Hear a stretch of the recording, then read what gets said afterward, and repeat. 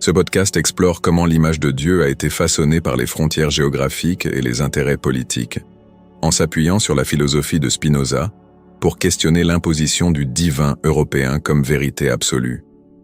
Nous aborderons la projection du narcissisme humain sur la religion et comment la spiritualité africaine, liée à la nature, s'est souvent révélée plus proche de la réalité que le Dieu punitif des colonisateurs. Nous déconstruirons l'idée d'un Dieu ethnique pour révéler une substance unique qui transcende les hiérarchies et unit tous les peuples par la raison. Restez jusqu'à la fin pour comprendre comment décoloniser votre esprit et redécouvrir une sacralité qui n'appartient à aucun empire. C'est parti.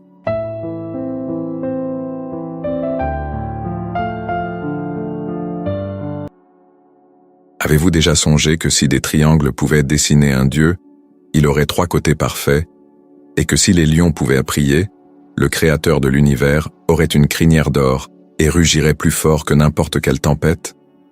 Cela peut paraître absurde, mais c'est la provocation la plus pertinente de Spinoza pour nous montrer que le Dieu que la plupart d'entre nous portons en nous n'est rien d'autre qu'une image faite des couleurs de notre propre ego. La surprise, qui risque d'en déranger plus d'un, est que le Dieu présenté à la moitié de la planète comme l'unique vérité universelle possède en réalité une adresse, une couleur de peau et un accent. C'est un Dieu européen. Lorsque l'Europe a traversé l'océan, elle n'a pas seulement apporté des armes et des chevaux, elle a apporté une image de la divinité qui était le parfait reflet de ses propres ambitions et de son propre visage. Spinoza, avec le courage de celui qui n'a pas craint l'Inquisition, nous enseigne que les êtres humains ont une fâcheuse tendance à projeter leurs passions et leurs caractéristiques physiques sur le divin. Nous avons créé un Dieu narcissique qui, par un heureux hasard, est toujours d'accord avec celui qui est au pouvoir et valide toujours la culture de celui qui détient l'épée. Le problème majeur réside dans le fait que ce narcissisme théologique a servi à nier l'existence des autres peuples. Si le Dieu européen était l'idéal de perfection, toute autre conception du sacré, notamment les visions venues d'Afrique, était immédiatement qualifiée d'erreur, de sorcellerie ou de barbarie. Spinoza explique que les hommes n'aiment pas Dieu, mais l'image qu'ils se sont faite de lui, car cette image permet de désigner le peuple élu et ceux qui sont privés de grâce. Lorsqu'on contemple les grands tableaux de la Renaissance ou les vitraux des cathédrales, on y voit un Dieu au trait d'un empereur romain ou d'un sage grec.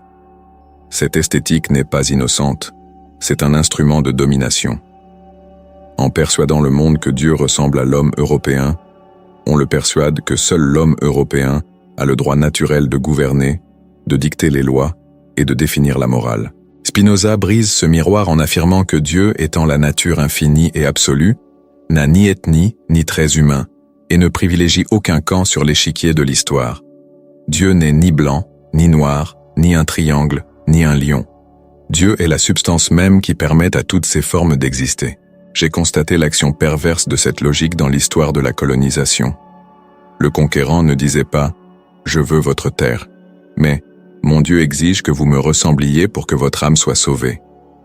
Ce « Dieu de l'Afrique », qui se manifestait dans la force des vents, la sagesse des ancêtres et le lien viscéral à la terre, fut réduit au silence par un Dieu qui vivait dans des livres écrits en latin et qui exigeait une obéissance aveugle à une hiérarchie étrangère. Pour Spinoza, c'est le comble de la superstition. Il soutient que plus l'homme est ignorant des lois de la nature, plus il a besoin d'un Dieu personnifié qui fasse office de gendarme cosmique. Le Dieu européen fut conçu pour être ce gendarme. Un juge qui punit le corps pour sauver l'âme. Un Dieu qui hait la différence et qui légitime l'esclavage sous prétexte de mission civilisatrice. Ce qui importe vraiment, ce n'est pas le nom que l'on donne au sacré, mais le fait que la véritable divinité de Spinoza est la nature tout entière, et que la nature n'a besoin d'aucun passeport, ne reconnaît aucune frontière et n'accorde aucun privilège à ceux qui ont un certain type de nez ou de cheveux. Cette construction d'un Dieu à l'image du conquérant est ce que Spinoza appelle la connaissance de premier ordre, c'est-à-dire l'imagination pure et confuse. Nous prenons des fragments de notre réalité limitée et les collons sur l'infini. Si vous vivez dans une monarchie, vous imaginez Dieu comme un roi. Si vous vivez dans une culture militariste, vous imaginez Dieu comme le seigneur des armées. Il en résulte que la religion cesse d'être une quête de vérité et devient une forme d'auto-validation culturelle. Lorsque Spinoza affirme que Dieu ou la nature sont une seule et même chose, il porte un coup fatal au racisme religieux. Si Dieu est la nature, et si la nature est présente dans chaque parcelle de terre africaine avec la même intensité que dans la terre européenne, alors il n'y a ni terre sainte, ni peuple saint. Le sacré n'a pas été exporté par bateau. Il a toujours été là dans le Nil, au Congo et dans le Sahara, obéissant aux mêmes lois logiques et physiques qu'à Paris ou à Londres. Ce qui s'est produit, c'est une tentative violente de substituer à la compréhension de la nature une mythologie de la domination. Cette vision narcissique du divin fait obstacle à la véritable intelligence. Croire que Dieu partage nos préférences nous empêche d'explorer le monde et nous pousse à ne rechercher que la confirmation de nos préjugés. J'ai constaté comment cette idée d'un Dieu européanisé a atrophié la capacité de l'humanité à reconnaître la sagesse dans d'autres cultures. Si une chose n'était pas de forme européenne, elle n'était pas divine. Spinoza nous invite à décoloniser cette image. Il nous met au défi de contempler l'univers et d'y voir une intelligence aveugle à nos mesquines divisions. Pour lui, l'esprit humain est une partie de l'esprit infini de Dieu, indépendamment de la position du corps humain sur la carte. Le Dieu de Spinoza est démocratique car il est impersonnel. Il n'a ni ego à flatter, ni vanité à exiger que tous les peuples le conçoivent de la même manière. La tentative de standardiser Dieu était, en réalité, une tentative de standardiser l'humanité, transformant la diversité de la nature en une chaîne de production de sujets. Il est essentiel de comprendre que la question « Pourquoi le Dieu de l'Afrique n'est-il pas le même que le Dieu de l'Europe ?» trouve une réponse simple et brutale, parce que les hommes qui ont créé ces images poursuivaient des objectifs différents. Tandis que les spiritualités africaines recherchaient souvent l'équilibre avec les forces vitales de la terre, ce que Spinoza appelait « vivre en harmonie avec la substance », la religion européenne officielle aspirait à la transcendance, c'est-à-dire à un Dieu extérieur au monde, observant et jugeant qui devait être dominé. Cette distance entre créateur et créature a permis à l'humanité de détruire la nature et son prochain sans avoir le sentiment de se détruire elle-même. Spinoza nous ramène à l'essentiel. Il affirme, en Afrique, nuire à la nature, c'est nuire au corps même de Dieu, quelles que soient les déclarations des livres saints européens. La véritable divinité n'est pas un trophée culturel qu'un peuple peut brandir et imposer à un autre. C'est la loi universelle qui régit la vie de tous les êtres, avec une précision géométrique absolue. En renversant ce Dieu narcissique, nous ouvrons la voie à une spiritualité qui n'a pas besoin d'armée pour se perpétuer. La vérité de Spinoza n'a pas besoin d'être imposée, car elle se manifeste dans l'existence même des choses. Quand on comprend que la force qui fait pousser l'herbe dans la savane est la même qui fait tomber la pluie dans les Alpes, on réalise que la différence entre le Dieu de l'Afrique et le Dieu de l'Europe n'est qu'un bruit politique créé par ceux qui aspiraient au pouvoir. Ce qui compte vraiment, c'est de savoir si notre vision du monde accroît notre capacité d'agir et de penser, ou si elle nous réduit en esclavage par des images créées par d'autres. Cette manipulation de l'image divine n'était pas qu'esthétique. Elle était le fondement d'un système de peur et d'obéissance qui a façonné le comportement de milliards de personnes à travers les siècles. Et si le Dieu européen a été construit pour être le visage du conquérant, comment ce même système a-t-il utilisé la géographie et la superstition pour faire de la peur le seul langage possible entre le ciel et la terre dans les territoires colonisés? Après avoir compris comment l'image de Dieu s'est trouvée façonnée aux couleurs du pouvoir en place, il nous faut examiner la stratégie qui a permis à ce système de perdurer pendant des siècles, l'instrumentalisation de la géographie pour nourrir la peur et la superstition. En observant la diffusion des religions à travers les Amériques et l'Afrique, j'ai constaté que le Dieu européen s'est imposé non seulement comme une proposition de spiritualité, mais aussi comme une prison invisible pour l'esprit humain. Tandis que les conceptions africaines du monde étaient majoritairement immanentes, le sacré vibrant au cœur de l'arbre, du lit de la rivière et du souffle du vent, le système européen a introduit l'idée d'un Dieu transcendant, un roi qui réside là-haut, dans un ciel lointain, et qui ne communique avec la terre que par l'intermédiaire de représentants autorisés qui, par une étrange coïncidence, étaient les mêmes qui signaient les ordres d'exploration. Spinoza explique que cette distance entre le divin et le réel constitue le terreau le plus fertile pour la superstition. Quand on exclut Dieu du monde, on crée un vide qui ne peut être comblé que par la peur d'un châtiment invisible et le désir d'une récompense qui n'arrive jamais dans le présent. J'ai constaté combien cette géographie de l'au-delà était fondamentale pour le projet colonial. En enseignant à un peuple que le sacré ne résidait pas sur la terre qu'il foulait, mais dans un lieu reculé accessible uniquement après la mort, les colonisateurs l'ont dépouillé de son autonomie. Pour Spinoza, la superstition est alimentée par deux passions douloureuses, la peur et l'espoir. La peur d'un enfer éternel et l'espoir d'un paradis doré sont les chaînes qui maintiennent l'individu dans la passivité. Si votre Dieu vit en Europe ou dans un ciel semblable aux cours européennes, vous en venez à mépriser votre propre territoire. J'ai vu les dégâts que cela causait à l'estime de soi de civilisations entières. La nature locale, qui pour les peuples africains était l'incarnation même du divin, fut perçue comme quelque chose de sauvage ou de démoniaque qu'il fallait dompter.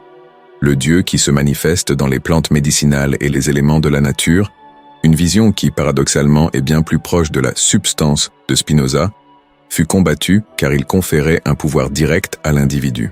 Si Dieu est dans la plante que je récolte et dans la rivière où je me baigne, je n'ai pas besoin d'un maître étranger pour me dire ce qui est sacré.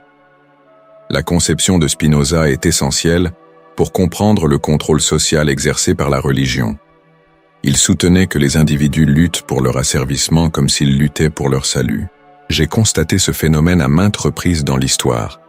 Les opprimés défendant le Dieu de l'oppresseur, persuadés que leur propre conception de la nature était erronée. Le Dieu qui réside au ciel et exige l'obéissance du maître constituait le moyen de contrôle le plus efficace jamais inventé.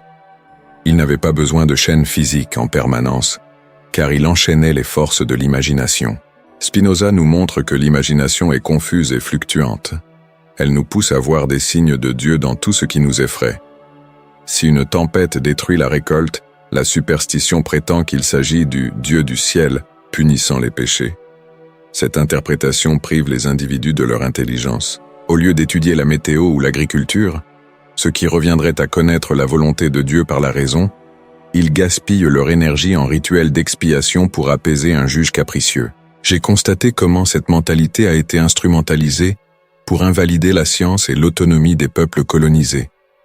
Si la spiritualité africaine affirmait que l'équilibre de la vie dépendait de la préservation des forêts, cela était perçu comme de l'idolâtrie par les Européens, avides de déforestation à des fins lucratives. Le Dieu transcendant, qui ne réside pas dans l'arbre, permettait, selon eux, que celui-ci soit abattu sans culpabilité. Spinoza déconstruit cette séparation.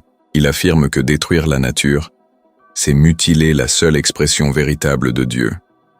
La peur du Dieu européen a conduit les peuples à accepter la destruction de leur propre réalité au nom d'une promesse géographique sur un autre plan. C'est l'aliénation absolue. La superstition pousse l'homme à haïr le présent et à redouter l'avenir, tandis que la connaissance rationnelle de Spinoza nous apprend à aimer le présent en comprenant les lois. Ce qui importe, ce n'est pas l'endroit où l'on va après la mort, mais la manière dont on perçoit le divin dans la terre où l'on se trouve aujourd'hui. La géographie de la superstition a également engendré une hiérarchie des savoirs. J'ai vu des bibliothèques de savoirs ancestraux brûlées parce qu'elles ne correspondaient pas à la logique d'un Dieu centralisé. Pour Spinoza, la vérité n'a pas de patrie, mais la superstition est profondément régionale et politique. Elle a besoin de frontières pour déterminer qui est fidèle et qui est infidèle. En érigeant le Dieu de l'Europe en modèle de spiritualité, on a engendré l'idée que le savoir venu d'Afrique était inférieur, simplement parce qu'il ne distinguait pas le créateur de la créature. Or, si l'on considère le point de vue de Spinoza, on constate que le panthéisme, camouflé dans de nombreuses religions traditionnelles africaines, était bien plus sophistiqué que le théisme infantile de l'Europe médiévale. Voir Dieu en toute chose relève de la pure raison. Le voir en un seul homme ou en un lieu précis est une limitation de l'imagination. J'ai constaté à quel point l'humanité a perdu en intelligence émotionnelle et écologique en substituant le Dieu nature au Dieu maître. La peur, en tant que moyen de contrôle, fonctionne car elle nous empêche de penser. Spinoza affirmait que, sous l'emprise de la peur, l'esprit humain accepte n'importe quelle absurdité. J'ai pu le constater dans les récits des interrogatoires de l'Inquisition, et dans les journaux de bord des navires négriers, l'utilisation de la terreur religieuse pour briser la volonté de ceux qui pensaient différemment. Si vous persuadez quelqu'un que son Dieu est un démon, et que le Dieu de l'envahisseur est le seul chemin, vous n'avez pas seulement conquis un territoire, vous avez anéanti une identité. Décoloniser cette pensée implique de comprendre que la géographie du sacré est une invention humaine à des fins de pouvoir. Dieu ne réside ni à Rome, ni à Jérusalem, ni au ciel. Dieu est l'espace infini lui-même, où tous ces lieux existent. Lorsque la peur disparaît, la superstition s'effondre et il ne reste que la curiosité scientifique et l'amour intellectuel de la réalité telle qu'elle est. J'ai constaté combien il est difficile pour les gens d'abandonner cette structure de peur, car nous avons été conditionnés depuis des générations à nous sentir insignifiants et coupables. Le Dieu européen nous a appris que nous sommes pécheurs par nature, tandis que la philosophie de Spinoza nous enseigne que nous sommes des expressions puissantes du divin lui-même. Cette différence est celle qui distingue un sujet d'un homme libre. Le sujet a besoin d'un miracle ou d'un pardon extérieur. L'homme libre cherche à comprendre les causes. Le contrôle social exercé par la religion géographique a été si efficace qu'aujourd'hui encore, dans les pays colonisés, on regarde sa propre culture avec méfiance, comme s'il y avait quelque chose de mal à percevoir le sacré dans ce qui est local et naturel. On recherche encore l'approbation d'une autorité située à des milliers de kilomètres, tant géographiquement que culturellement. Spinoza nous offre l'antidote, l'unique substance. S'il n'existe qu'une seule substance, alors la distinction entre le sacré ici et le sacré là-bas n'est qu'une illusion des sens. Ce qui importe véritablement, c'est que la puissance de Dieu est la même partout, agissant selon les mêmes lois de la physique et de la logique. La tentative d'enfermer Dieu dans un espace géographique précis fut la plus grande supercherie intellectuelle de l'histoire, servant à justifier l'injustifiable. Mais si nous pouvons briser cette prison et réaliser que l'intelligence divine est la même dans tous les corps et tous les esprits, indépendamment de la latitude, que reste-t-il des barrières que nous érigeons pour nous séparer les uns des autres? S'il n'y a plus de Dieu à nous, contre un Dieu à eux, comment pouvons-nous reconstruire une vision du monde où la diversité humaine n'est pas une menace, mais la preuve de l'infinité de la nature elle-même? Pour conclure notre conversation, il nous faut aborder le coup de grâce que Spinoza porte à toute forme de préjugés ou de hiérarchie, l'idée de l'unique substance. J'ai constaté, au fil d'années d'études et de conversations avec des personnes de confessions diverses, que le plus grand poison de notre société est la croyance que certains sont plus proches de Dieu que d'autres en raison de leur culture, de leur race ou de leur religion. Spinoza fait voler en éclats ce mur par une logique implacable. Si Dieu est infini et est l'unique substance existante, alors tout ce que nous voyons, touchons et sommes est une modification de cette même substance. Il n'y a pas deux dieux, il n'y a pas deux natures, et par conséquent, il n'y a pas deux types d'êtres humains. J'ai vu comment cette perception change tout dans la pratique. Lorsque j'ai compris que mon corps et mon esprit sont des expressions de la même divinité qui circule en un indigène d'Amazonie ou en un moine du Tibet, le racisme religieux et l'eurocentrisme ont cessé d'être de simples erreurs morales pour devenir des erreurs logiques. Tenter d'imposer un Dieu à un autre peuple revient en réalité à tenter de mutiler la nature elle-même, qui est, par définition, infinie dans ses formes. J'ai vécu en moi la décolonisation de la pensée lorsque j'ai cessé de chercher une autorité extérieure pour valider mon existence. On nous a appris à considérer l'Europe comme la source de la lumière intellectuelle et spirituelle, mais Spinoza nous montre que la lumière de la raison est la même sous toutes les latitudes. L'intelligence qui organise les galaxies est la même que celle qui organise la vie dans un village au cœur de l'Afrique. Ce qui importe, ce n'est pas de convertir son prochain à sa doctrine, mais de reconnaître que son pouvoir d'agir est aussi divin que le nôtre. J'ai constaté à quel point notre société s'est dégradée en tentant de standardiser le sacré.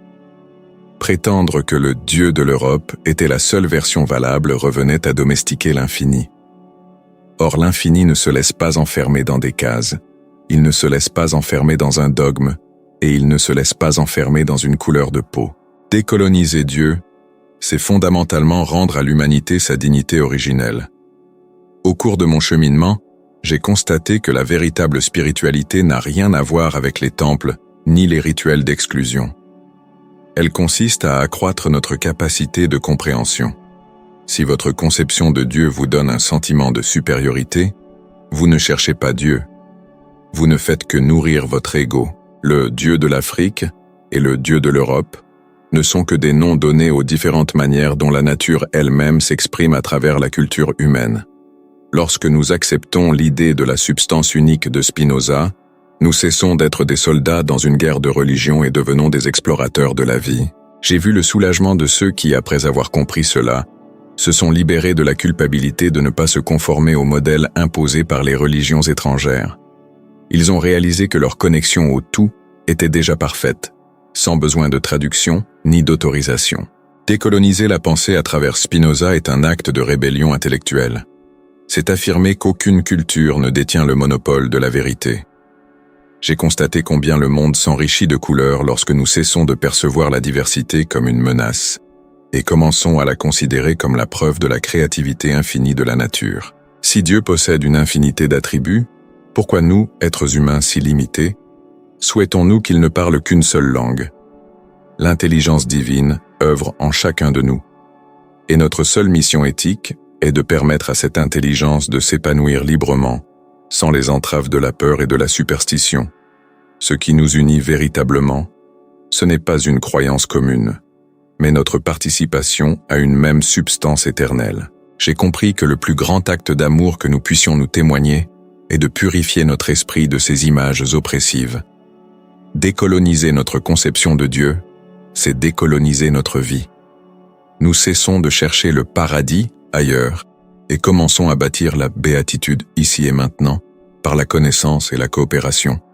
Spinoza nous a donné les outils pour renverser les tyrans qui habitent nos esprits. Il nous a montré que la liberté n'est pas un don d'un roi, qu'il soit terrestre ou céleste. La liberté se conquiert en comprenant que nous faisons partie d'un tout sans frontières. Notre esprit est le laboratoire où cette décolonisation s'opère chaque jour. Dans chaque pensée que nous choisissons de libérer de l'ombre des préjugés, si cette réflexion sur la décolonisation du divin a interpellé votre vision du monde, ne laissons pas cette idée s'éteindre. Le savoir ne s'enrichit que par le partage et la discussion.